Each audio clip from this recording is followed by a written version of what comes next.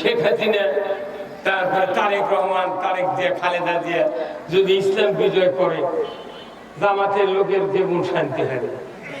আমরা তো ক্ষমতা যাবো না, কোরআন ক্ষমতা বসে ওরা কোরআন দিয়ে দেশ চালাক। একদিন পেঁয়াজ দিয়ে পান থাকা ঘরের সময় আজরাইল লেগেছে এখন কথা বলে বলে কি হুজুর। এখন যেহেতু কেউ যাচ্ছে না, আপনাকে মনে করেন একটা জমি আবাদ করেন না ভাই, কতক্ষণ? আচ্ছা, জমি আবাদ করলে জমি ধান লাগানোর কয়েকদিন পর রিপিট দেওয়া লাগে না? 8 দিনও দেওয়া যাবে না, এর লাস্ট ডেট হলো 7 দিন, কিন্তু কোন পক্ষে 5 দিন 4 দিনের মধ্যে দেওয়া লাগে। যদি এই ডেট ওভার হয় তাহলে পাতা দেওয়া লাগবে তরলের সাথে, আবার সেন্ডার কিংবা বিনেশ না সেফটি এগুলো দেওয়া লাগবে। আপনার ডেট ওভার হয়ে গেছে, হুট করে আপনার এক বিয়ে দিচ্ছেন, সেই বিয়ে এসে বলেছে বিয়ে আপনাকে টেনশন করছেন কেন, 20 বিঘা জমি লাগাচ্ছেন, যতই ঘাস হোক আমার কাছে বুদ্ধি আছে। তাহলে শোনা পর আপনি ঠান্ডা হাতে মানে কলজে ভাই, এই মুরব্বী কত কর না কলজে ঠান্ডা হবে না? যাক বাকে বিয়ে পাচ্ছি, আমাকে যে বুদ্ধি দিতেছে কামই সারা চিন্তা করে না লাগে, ঘাট যদি এমনি ইয়ে হয় যাওয়ার সময় দেখি তখন বলেছে বিয়ে কত কি বুদ্ধি। বিয়ে এখন বলিচ্ছে যে আপনি যদি প্রতি 15 দিন পর পর 10 কেজি করে ইউরিয়া যদি ধানের জমি দিবার পারেন, ঘাস তোলাও লাগবে না, নিরানো লাগবে না। এই বুদ্ধি শুনে ভাই কিন্তু হাগাল করা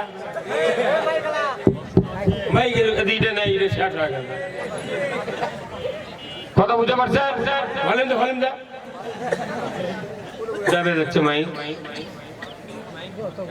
এখন আপনি ওই বিয়ের কথা শুনে ঘাস তুললেন না, ওষুধ দিলেন না, কিন্তু 15 দিন পর পর কি গেছে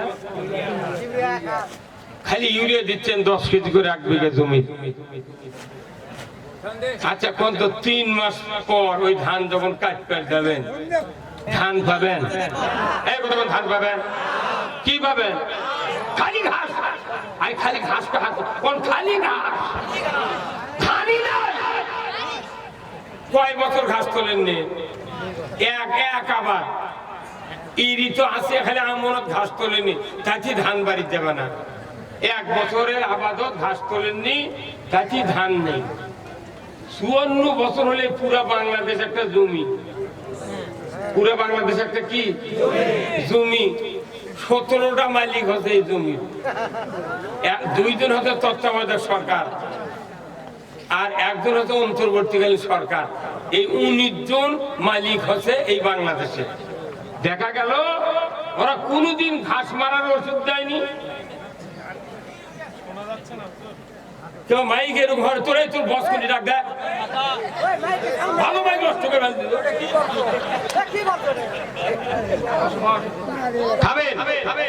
শোনেন, এরা কোনোদিন ঘাস মারার ওষুধ দেয়নি, ঘাসও তোলেনি, নিজেও নি, খালি ইউরিয়া দিতে। ওই বিয়ের কথা শুনে কে ইউরিয়া দিতে? ওই বিয়ে যেরকম কাটার আগে ধান পাওয়া যায় না, মুদি আবার এরকম বুদ্ধি দিতেছে। যত সরকার আছে খালি মুদি হচ্ছে বিয়ে। ওই বিয়ের বুদ্ধি শুনে কথা, কোন ঘাস তোলা লাগবে না, কিছু করা লাগবে না, তুই খালি মামলা দেবো, 8 দিন পর পর গাইবি মামলা,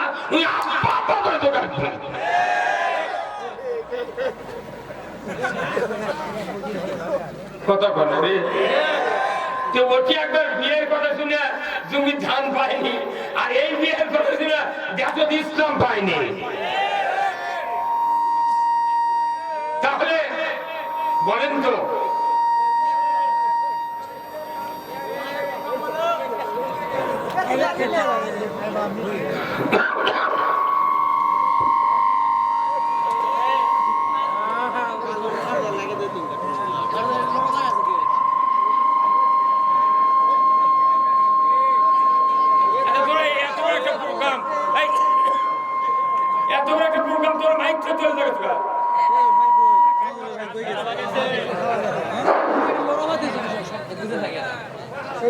ওখানে স্ট্রিক্টলি থাকবে। আমার আওয়াজ শুনে ওই জায়গায় ফেটে যেতে পারে, কথা ঠিক কিনা?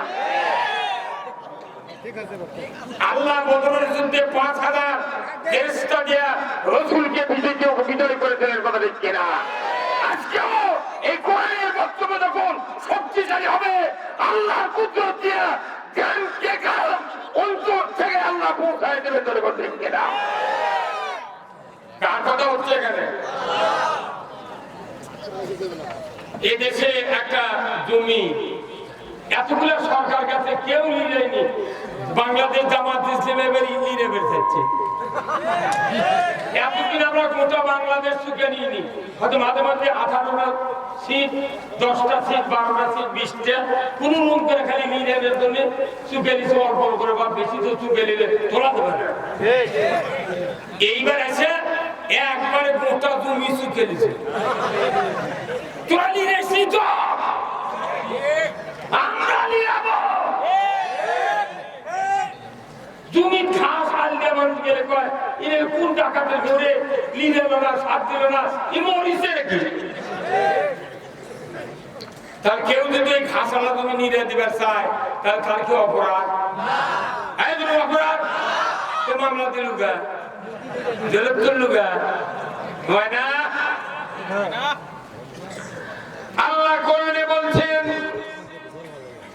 ইয়া মাশারাল জিন্নি ওয়াল ইনসি ইন ইসতাতা'তুম আন তানফুযু মিন আকতারিস সামাওয়াতি ওয়াল আরদ ফানফুযু লা তানফুযুনা ইল্লা বিসুলতান। আবার আল্লাহ বললেন, ও মানব জাতি, জিন জাতি, যারা তোমরা আমার আনুগত্য করবে না, আমার বস্তুতে স্বীকার করবে না, আমার আইন মানবে না, আমি আল্লাহ বলে দিচ্ছি তোমরা আমার রাজ্য থেকে বেরিয়ে যাও, আমার রাজ্য থেকে বেরিয়ে যাও। কি স্পষ্ট দলিল! আল্লাহ নিজে বললেন আমার দ্বারা আনুগত্য করবে না, আমার রাজত্বে থাকার দরকার, তোমরা অন্য রাজত্ব দাও। পৃথিবীর যেখানে যাবেন সেটাই কার রাজ্য? কার রাজ্য? যুগে যুগে প্রত্যেকটা নবীর সময় যারা দুর্বৃত্তগুলি দেখাচ্ছে, তারা দুনিয়াতে টিকতে পারে না। কিয়ামত পর্যন্ত কেউ যদি ইসলামের বিরুদ্ধে ষড়যন্ত্র করে, তারাও টিকতে পারবে না। এই জন্য আমাদের দরকার এই জমিনটা নিরাল লাগবে। কিন্তু 1 বছর না নিলে এত ঘাস আছে, আপনাকে দিক জোয়ান কানার ঘাস আছে, ওদের ঘুরির লাগান বেশি বানায় ভাই। ওর যে একটা ঘাস থাকে, ওদের থেকে একবার 10, 12টা, 20টা খালি থোপ হয়ে যায়। 1 বছর যদি ওই জোয়ান কানা না তোলে, ওই সব ঘাস যখন ফুলে বেশি হয়, মরে পড়ে দেবে, তাহলে কত কোটি বেশি বলো? পরের বছর আপনি জমি লাগানোর জায়গা পাবেন না, গোছ কোথায় দেবে? ইনকে করে 54 বছর একটা জমিতে আবাদ না করে খালি ঘাসের বিচি করে ঘাস, তারই বিচি করে ঘাস, তারই বিচি করে ঘাস। এই বাংলাদেশও এখন ঘাসের পাহাড় হয়ে গেছে। তাহলে এই জমি যদি নির্যাত না হয়, এই জাতির আগামী দিনে জান্নাতে যাওয়া খুব কষ্টকর হয়ে যাবে। এই বাংলাদেশে ইসলাম বিজয় হোক, কোরআন বিজয় হোক, সবাই কোরআন মানুষ। কারা কারা চান দুহাত তুলে আল্লাহকে দেখা? লিল্লাহি তাকবীর, নারায়ে তাকবীর। আল কোরআনের আলো, আল কোরআনের আলো, দুনিয়ার মুসলিম, লিল্লাহি তাকবীর। গত 16 বছর আমরা বক্তৃতা দিচ্ছি, উনি কি আছে আমাকে ধমকাতে ধমকায়নি। কেউ কেউ আবার মাইক করে দেয়, কথা কানের পট্টি গরম করে দেবে, কেউ আবার কথা চোখ বাষ্ট করে দেবে। কাউকে আমরা কথা বলা ছাড়িছি? ইনশাল্লাহ ছাড়বো না। এটা ছেড়ে দেবে। পঞ্চগড় থেকে পাথুরিয়া, রূপ সুন্দরবন থেকে রূপসা পর্যন্ত এদেশের কওমের আলেমেরা, হেফাজতের আলেমেরা, জামাতের আলেমেরা, ইসলামী আন্দোলনের আলেমেরা, ইসলামী আন্দোলন, ইসলামী খেলাফত মজলিস আজকে যদি এক হয়ে আল্লাহর দিকে মানুষকে ডাক দেয়, আমার বিশ্বাস আগামী দিনে বাংলাদেশে ইসলাম বিজয় হবে, কথা ঠিক কিনা? আগামী দিনে কোরআনের পার্লামেন্ট কায়েম হবে, আগামী দেশ ইসলামের দেশ, আগামী দেশ কোরআনের দেশ। আল্লাহু আকবার। খালি আমার ডাক দেওয়া, মানুষ অপেক্ষায় আছে দেখি আলেমারা কি করে।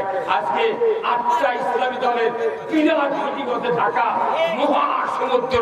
আল্লাহু আকবার। মামুনুল হকের নেতৃত্বে 8টা বড় বড় ইসলামী দল এক হয়ে ঘোষণা দিয়েছে বাংলাদেশে আর কোনো পথ নাই ইসলাম বিজয় করা ছাড়া। আমরা কোরআনের কথা, একটা মুসলিম একটা হিন্দুরা ওটা ধর্মের কথা কয়, কেউ বাধা দেয় না। আর আমরা যখন কোরআনের রাজনীতির কথা বলি তখন আমাকে থেকে আমার বাধা দেয়, কারণ কি ওরা বোঝে না। এই যে তারা চিল্লা পাল্লা করছে না, আচ্ছা ভাই শীত আসছে না, এখন শীত যখন তীব্র হয় দেখবেন যার ছোট ছোট বাচ্চা আছে যারা হাঁটতে না কোনো শিখিছে খারাপ হয়, মাঝে মধ্যে পশুর পায়জামার সুইচের গাও দেয় মায়ে, দেয় না? এখন যখন বাবা ওঠেনি ঘুমোর থেকে, মা এখন সর্ষের তেল গাও দিয়ে ওই ষোলো পায়জামা পরে দেবেন লাগে, এক হাত দিয়ে ধরে এক হাত দিয়ে ঢুকে, এক পা ঢুকিয়ে যখন আরেক পা ঢুকাবার লাগে শোল আরেক পা আরো করে ফ্যান খুলে ফেলে, তখন মা খেপা, তখন কি করবে একলা তোমার শোল তুই কান দিচ্ছে ভয়ে যে তুই কি করছো আমার, তুই ফেলে দিব। তখন বাবা ডাকিছে, নয়মের বাবা না আসো তো, কি করছে দেয় না শোলক ধরো, কিন্তু ওই পাটা যদি মাটির ঠেকান থাকে তাহলে বাপ ধরলেও কোনো পায়জামা পরাবার পারবে না।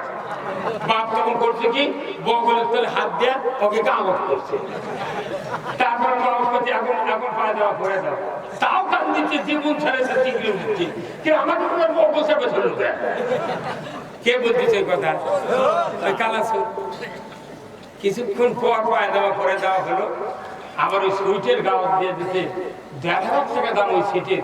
বাবার কত দয়া মায়া, কি আমার এই ছোট সন্তান এ কষ্ট পাবি, 1,500 টাকা দিয়ে সিট কিনে আনছে, কেমন গোলাপি সেট গাছ দিতে মানে জল পড়ে যাচ্ছে। এই মনে করেছে তিনি যে বাপ সন্তানগুলিকে ভালোবাসার জিনিস কিনে দেয়, বাপ সন্তানগুলিকে ভালো মাছ খাওয়ায়, গোস্ত খায়, কারণ কি আমার সাক্ষাতে আমি যদি এক টুকরা খাই আমার সন্তান যখন এখন ওরা গোস্ত মুখত দেবে বাপের কলিজা ঠান্ডা হয়ে যায়। বাবার কত দেয়, বাপ এত খাওয়ায় এত পড়ায়, তারপরে বাপ কোনদিন চায় না বাবা তুই 10টা টাকা এত কয়, মোট টাকা দেয়, জীবন শেষ করে, কোনো পাওনা নাই। আর যদি বেটা ভিন্ন হয়ে যায়, বাপ যদি কবে আমার না হাত করার অসুবিধা 500 টাকা দেবা, 500 টাকা লেছে লিয়ে বাপ হাত করছে, 15-20 দিন আর দেয় না। দৈনিক রাত্রে শোয়ার সময় ওই বেটার বোঝালি কয় তোর বাপ 500 টাকা দিল না। কি কথা বলে, আর জীবন শেষ করে দিচ্ছে বেটাকের জন্য, বিটিকের জন্য। একটা দিন করে না, তাও ওই বাপ তখন বুড়ো হয়, তখন তুমি বুড়ো জোয়ান কালে কোনো কেউ ভয় হয় না, যদি ফাজলামি করে চোর মারবি, যখন বুড়ো হয় না তোর কথা বুড়ো মানুষ তুই ফাজল ফাজল করিস কে, তুই খালি ভোকালে আলে বসতে। এই খেলাফত আর ইবাদত নিয়ে আল্লাহ তাআলার কোরআন নাযিলের উদ্দেশ্য, নবী প্রেমের উদ্দেশ্য, মানুষ সৃষ্টির উদ্দেশ্য খেলাফত আর ইবাদত। যে সমাজে আল্লাহর খেলাফত নাই সেই সমাজে ইবাদতের কোনো শক্তি নাই, যে সমাজে ইবাদত আছে খেলাফত নাই, কোনো শক্তি পাবেন না ইবাদতকারীরা। আবার খেলাফত আছে ইবাদত নাই, খেলাফত অচল, ইবাদত আছে খেলাফত নাই, খেলাফত অচল। আপনার ভাই নাঙ্গল দেখেছিলেন আগে, এই দেশে নাঙ্গল ছিল না, এই নাঙ্গল বানাতে একটা কাঠের গাদা লাগে, তারপর লাগে জোয়াল, তারপর ইস, তারপর ইস্তের, তারপর মুঠা, তারপর আমরা, এরপরে লাগে আপনার দুগো, তারপর লাগে ফাল, তারপর লাগে পাশি, কয়েকটি পার্টস মিলে হয় একটা নাঙ্গল। কেউ যদি বুদ্ধির ঠেলে মিস্ত্রি এনে বলে ভাই আমি নাঙ্গল বান্ধে দেবো, তুমি খালি কাঠ দিয়ে নাঙ্গল বান্ধে দেবে, আমি ফাল লাগাবো না। তখন মিস্ত্রি বলবি বেটা তুমি যা জানো তার চেয়ে আমি বেশি দেবো। হাল ছাড়া নাঙ্গল বাঁধলে তোমার এই দোষী ক্ষয় দেবে বেশি, ঘাসত গেলে তোমার কাঠ ভাঙিয়ে দেবে, তোমার নাঙ্গল টিকবে না। বলছে না আমি যা বলি তাই কর। এখন পর্যন্ত হাল ছাড়া নাঙ্গল দিয়ে হাল বাঁধাবি, তাহলে হাল হলো ইবাদত আর নাঙ্গল হলো খেলাফত। হাল ছাড়া নাঙ্গল যেরকম অসল, আবার নাঙ্গল কাঠের গাদা ছাড়া হাল অসল। আমাদের দেশে প্রচুর ইবাদত আছে। ইবাদত মানে হজ উমরার এত ঝাঁকি উঠছে উঠছে, দৈনিকে আলু বেচার উমরার যায়, আবার এসে সারগুন করছে আল্লাহ বাঁচাতে বা যে হারে সুন্নাত দিছি তখন আল্লাহ দেখলে মাথা ঠিক নেই রে, তুই দেখো ইসলামের পক্ষে নাই, উঠি যা সুন্নাত দিল, আর সুন্নাত দিবার যখন ঢাকার থেকে ফেলে উত্তরে গেল, তুই মক্কার নামলো, জেদ্দার নামলো, মাতাবে নামলো, তো অফ করলো, সাফা মরা সাই করলো, প্রত্যেকটা জায়গায় তুই করলো ইন্নাল হামদা ওয়া নিয়ামাতা লাকা ওয়াল মুলক লা শারিকা লাক, যে নিশ্চয় সমস্ত প্রশংসা তোমার, আর সবচেয়ে বড় নিয়ামত আল্লাহ তোমার রাজত্ব। আল্লাহ রাজত্বের কথা মক্কার যা মদিনার যা স্বীকার করে আছে, তুই ভোট দিলু কার বাটাম ফাটিয়ে ফেলে দিলা।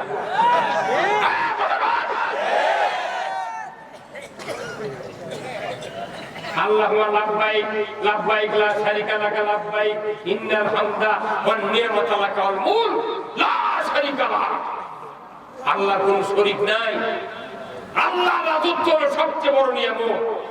এই বক্তৃতা পুরো ৭০ লক্ষ হাজি বছরে বড় হজ করে, ৭০ লক্ষ হাজি, আর বছরে উমরার হাজি করে কয়েক হাজার কোটি। এতগুলো হাজি হজ করে করে আসে সারা পৃথিবীতে ঘুরিচ্ছে, ইসলাম কায়েমের কথা বলে কয় আলু ভর্তা ভাত খাবো, চিড়ে মশলা শুয়ে থাকবো, কোন রাজনীতি করিব না।